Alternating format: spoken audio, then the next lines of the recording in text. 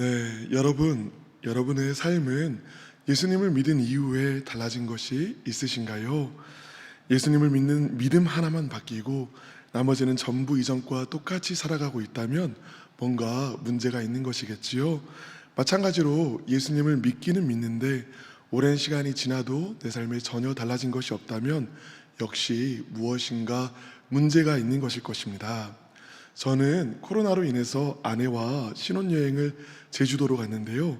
소세껏인가 하는 곳에서 노로 젓는 배를 탔습니다. 그때 신기한 것 하나를 경험했습니다. 그저 노만 열심히 저으면 배가 이리저리 흔들리기만 하고 앞으로 나아가지는 않더라고요. 그런데 내가 나아갈 방향을 눈으로 바라보면서 노를 젓기 시작하면은 배가 그쪽으로 움직이게 되는 것을 경험하였습니다. 어쩌면 믿음 이후에 변화가 없는 삶도 이와 비슷한 것이 아닐까 하고 생각해 보았습니다. 예수님을 믿기는 믿는데 그 이후에 어디로 나아가야 하는지를 정확하게 모르면 헤매게 되는 것이지요. 오늘 본문 로마서 5장 1절은 그러므로 우리가 믿음으로 의롭다 하심을 받았으니 하고 이야기합니다. 믿어서 의로워진 것은 이미 전제하겠다는 것이죠. 믿어서 의로워진 것은 전제하고 이제 다음 이야기를 해보자 하는 것입니다. 바울은 오늘 본문을 통해서 믿음 이후의 삶은 어떠해야 하는지에 대해서 이야기를 하고 있습니다. 우리는 오늘 본문을 통해서 이미 믿는 우리가 이제는 어디로 가야 하는지를 함께 이야기를 나누어 보려고 합니다. 핵심 단어 3가지가 있습니다. 화평, 은혜, 영광입니다. 무엇이라고요? 화평, 은혜, 영광. 맞습니다. 원하시는 분은 성경에서 동그라미를 먼저 쳐보아도 좋겠습니다. 첫 번째로는 화평입니다. 5장 1절 이렇게 이야기하지요. 우리 주 예수 그리스도로 말미암아 하나님과 무엇을 누리자? 맞습니다. 화평을 누리자라고 이야기를 합니다. 우리가 예수님을 믿어서 의로워졌으면 이제는 하나님과 화평을 누릴 줄 알아야 합니다. 화평이 무엇일까요? 화평은 하나님께서 우리에게 주시는 평안함과 잔잔한 기쁨입니다. 기독교인이 되게 하는 것이 바로 이 화평에 있습니다. 우리가 선포하는 복음, 이 복음이 기쁜 소식이잖아요. 우리가 선포하는 복음이 기쁜 소식인 이유가 바로 또 이 화평에 있습니다. 하나님께서 우리에게 평안함과 잔잔한 기쁨을 주신다는 것이죠. 또 화평은 하나님이 나를 바라보는 시선이 진노가 아니라 사랑임을 경험하게 되는 것입니다. 그래서 화평이 없으면 어떻게 돼요? 기도조차 못하게 됩니다. 혹시 기도할 때면 자리에 앉아서 온 시간을 죄책감을 해소하고 달래는 데에 시간을 보내다가 그대로 자리에 일어나서 돌아가시는 분 혹 이 자리에 있으신가요? 그렇다면 여러분은 지금 화평이 없는 상태입니다. 그리고 이것은 결코 작은 문제가 아닙니다. 속히 해결해야만 하는 큰 문제입니다. 나를 향한 하나님의 시선이 화해의 시선, 사랑의 시선이 아니라 정죄의 시선, 분노의 시선으로 느껴진다면 이유는 둘 중에 하나입니다. 아직 돌이키지 않은 죄가 있거나 십자가에서 나를 향한 하나님의 진노가 다 쏟아졌음이 아직 믿어지지 않는 것이지요. 그래서 바울은 이 부분을 로마서에서 먼저 다루었습니다. 우리가 오늘 읽은 본문 로마서 5장 1절 가만히 살펴보면요, 가장 먼저 어떤 단어로 시작하고 있습니까? 그러므로라는 단어로 시작합니다. 여기서 그러므로는요, 4장 마지막 절에서부터 이어지는 그러므로일 뿐만 아니라 로마서 1장부터 4장 전체를 포함하고 있는 그러므로입니다. 로마서 1장부터 4장 전체의 내용이 무엇이죠? 먼저 로마서 1장과 2장에서는요, 사람이 죄를 지으면 하나님께서는 진노하신다가 그 내용입니다.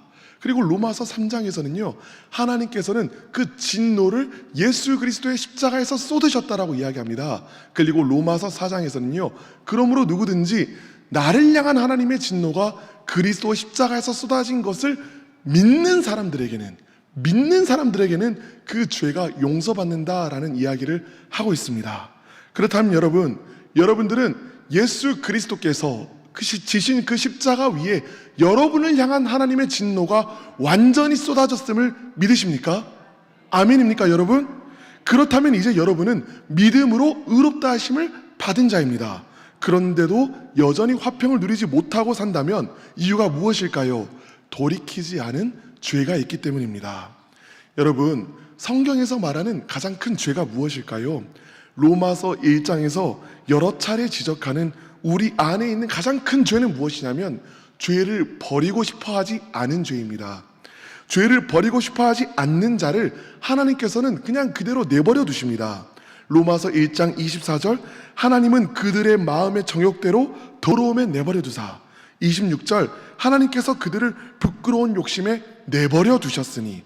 28절은 제가 전체를 읽어보겠습니다. 또한 그들이 마음에 하나님 두기를 싫어하며 하나님께서 그들을 그 상실한 마음대로 내버려 두사 합당하지 못한 일을 하게 하셨으니. 죄를 버리고 싶어 하지 않은 그들을 하나님께서는 어떻게 심판하시냐면 죄를 버리고 싶어 하지 않은 그 자리를 내버려 두는 것으로 심판하시는 것입니다. 스스로 죄 가운데 거하려는 자들을 하나님께서는 내버려 두심으로써 심판하신다고 성경은 이야기하는 것입니다. 사람들은요, 때로 자기 자신을 죄의 유혹에 희생되고 있는 불쌍한 사람으로 묘사하려고 하곤 합니다. 나는 죄의 유혹에 희생되고 있는 선량한 사람이라는 것이지요. 그러니 하나님께 구원해달라고 간구만 하고 있습니다. 그러나 여러분, 하나님께서는요, 이미 십자가로 여러분들을 사로잡고 있는, 여러분들을 결박하고 있는 죄의 세력들을 이미 끊으셨습니다. 하나님께서는요, 십자가를 통하여 이미 사단의 세력으로부터 승리하여 주셨습니다. 죄를 스스로 선택하고 있는 자는, 죄를 즐거워하고 있는 자가 자기 자신이라는 사실을 직시해야 합니다. 이제는 돌이켜 일어나야 하는 것이죠. 여러분, 우리는요, 쓰러질 수 있습니다. 넘어질 수도 있습니다. 쓰러지고 넘어진 자에게 오히려 하나님의 은혜는 강력히 임합니다. 이것이 성경의 일관된 증언입니다. 그러나 죄의 자리에 머물러 있으려 하는 자에게는 소망이 없습니다. 쓰러지는 내가 되어서는 안 됩니다. 끊임없이 일어나는 내가 되어야 하는 것입니다. 일어나려는 자만이, 돌이켜 새로워지려는 자만이 자신 안에서 이미 나를 일으켜 세우고 계시는 하나님의 능력을 경험하게 되는 것입니다. 언젠가는 내가 달라지겠지 생각할 필요가 없습니다. 말씀이 선포되는 지금이 말씀을 통하여 하나님께서 여러분을 부르고 있는 바로 그 순간이기 때문입니다. 지금 이 순간 여러분을 화평의 자리에 나아가지 못하게 하는 그 죄를 생각하며 그 죄를 끊어낼 것을 결단하며 십자가를 바라보시길 바랍니다. 지었던 죄가, 여러분들이 넘어졌던 죄가 십자가에서 용서받았음을 고백하시길 바랍니다. 위로부터 부어지는 화평의 물결이 여러분을 덮을 것입니다. 여러분을 향한 하나님의 시선이 정죄와 진노의 시선이 아니라 따스한 사랑의 시선임을 확인하게 될 것입니다. 하나님이 나와 함께 하실 뿐만 아니라 나를 위하시는 분이심을 경험하게 될 것입니다. 여러분, 이것이 믿어질 때에요, 삶 가운데 기쁨이 넘치게 됩니다. 화평의 삶, 이것이야말로 믿음 이후의 그리스도인의 삶입니다.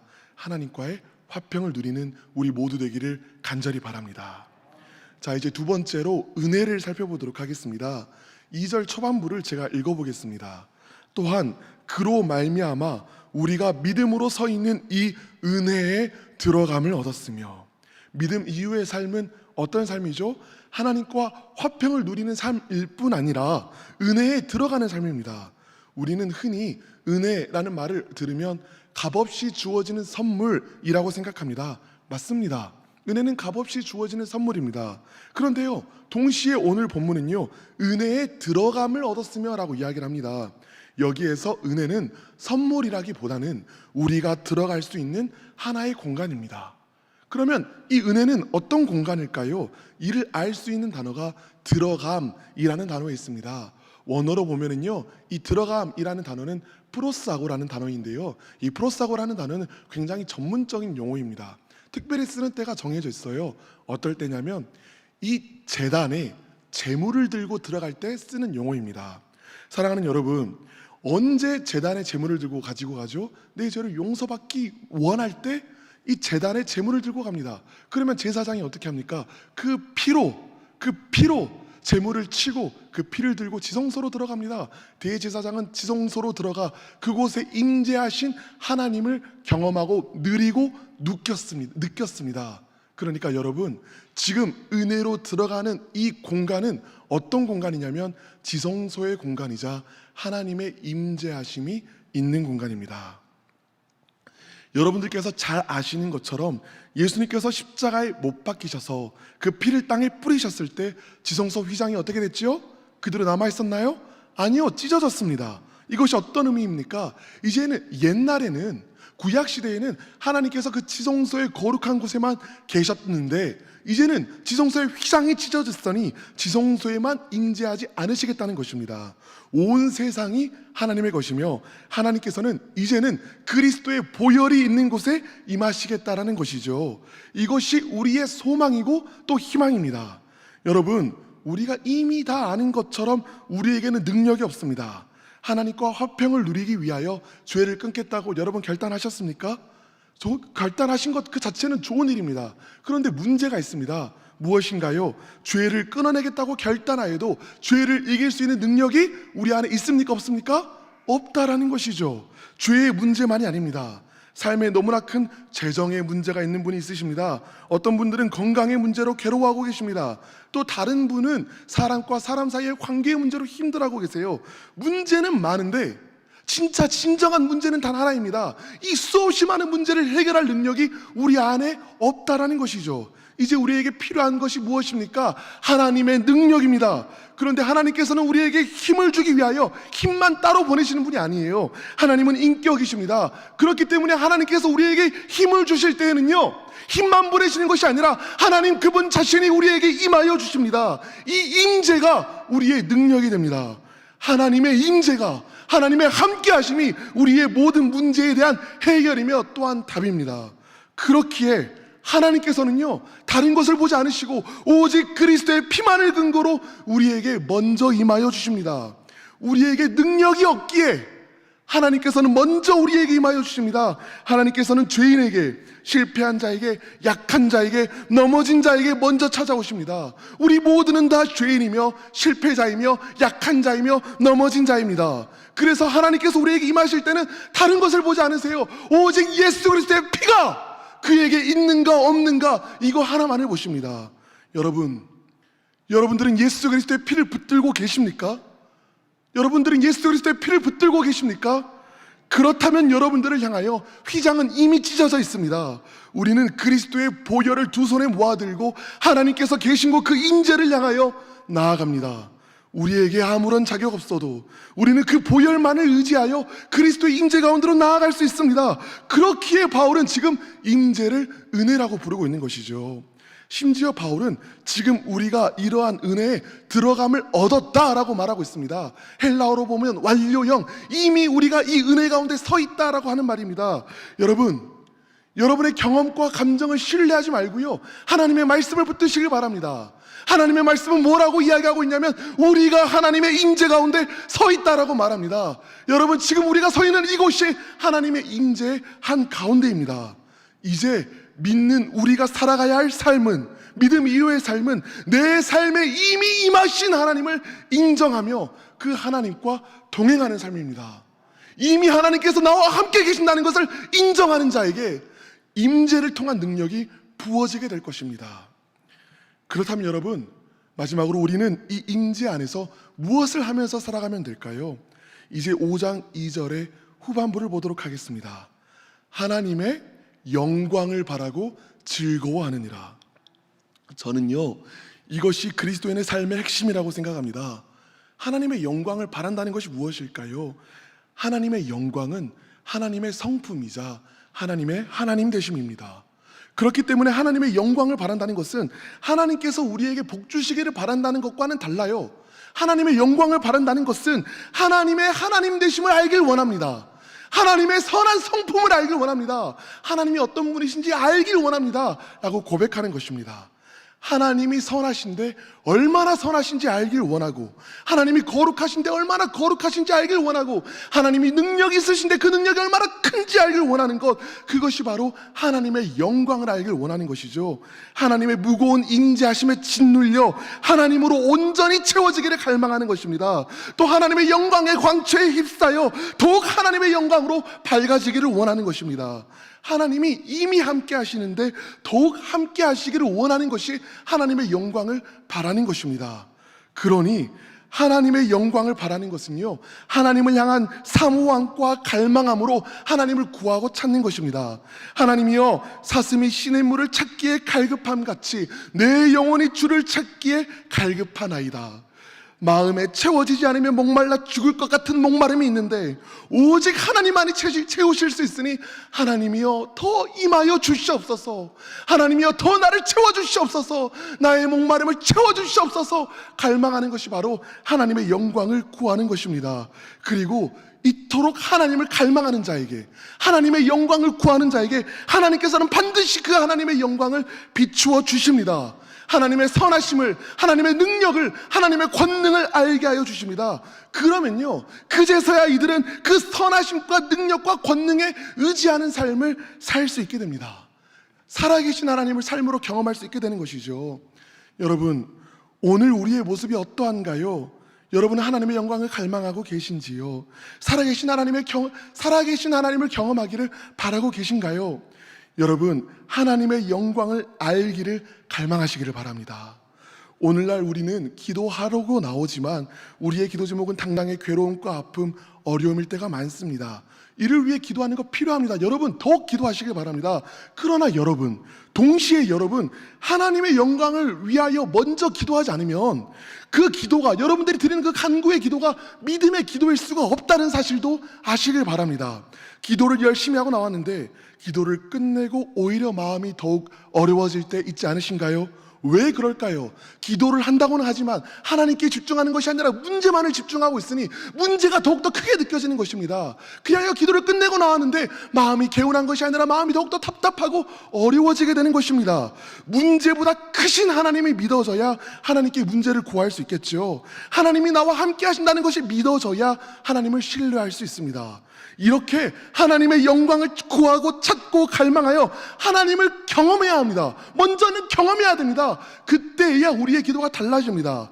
하나님이 행하실 수 있음이 보입니다. 하나님의 선하심이 보입니다. 하나님의 능력이 보입니다. 하나님의 전능하심이 보입니다.